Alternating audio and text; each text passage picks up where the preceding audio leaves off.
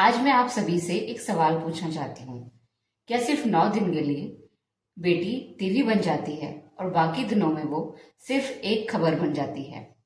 एक तरफ हम भारत में नवरात्रि पर कन्या पूजन करते हैं, छोटी छोटी बच्चियों को देवी मानते हैं, उनके पैर धोते हैं, उन्हें खाना खिलाते हैं, उन्हें तरह तरह के गिफ्ट्स देते हैं। लेकिन दूसरी तरफ दुनिया के अलग अलग कोने में उसी देवी को जिंदा रहने का हक भी नहीं दिया गया।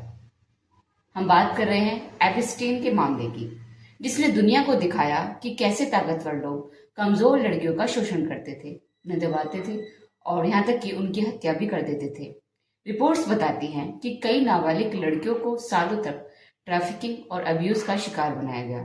सोचिए, वो भी किसी की बेटी थी, किसी की बहन थी, किसी का सपना थी, किसी की बेटी थी। और जब युद्ध होता है तो सबसे ज्यादा कीमत कौन चुकाता है? ना कोई सैनिक, ना कोई नेता, बल्कि आम लोग, और खासकर महिलाएं और बच्चियां। यूनाइटेड नेशन और कई अंतर्राष्ट्रीय रिपोर्ट्स बार बार बताती हैं कि युद्धों में महिलाओं को हिंसा, विस्थापन और असुरक्षा का सबसे बड़ा सामना करना पड़ता है। उनकी चीखें किसी भी पूजा में शामिल नहीं होती। एक तरफ हम भारत में कहते हैं यत्र नार्यस्तु पूजस्ते तत्र देवता रमणते, लेकिन क्या ये सच है? क्या सच में हम नारी को देवी मानते हैं या सिर्फ एक रिवाज के तौर पर ही कन्या पूजन पर कन्या की पूजा की जाती है? आइए इस बार नवरात्रि पर हम खुद से कुछ सवाल पूछें।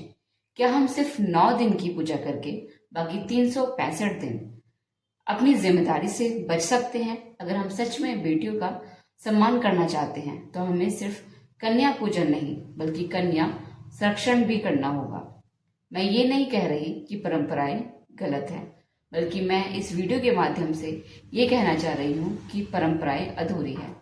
इस बार अगर आप अपने घर में कन्या पूजन करते हैं तो एक वादा करें कि हम हर बच्ची को एक सुरक्षित माहौल देंगे और आने वाले दिन में जो भारत में कन्या पूजन की जाने वाली है तो उस दिन हम कन्याओं का पूजन ना करके बल्कि उन सभी दुनिया की बेटियों के लिए मौन धारण करें, उनकी आत्मा की शांति के लिए भगवान से प्रार्थना करें कि वो लोग जिन्होंने अपनी बेटियों को इजराइल के द्वारा किए गए युद्ध में या एपिस्टीन की जो घटना हुई जिसकी मैं घोर निंदा करती हूँ एज एन एडवोकेट, तो हम उन सभी बच्चियों की आत्मा की शांति की प्रार्थना करते हैं।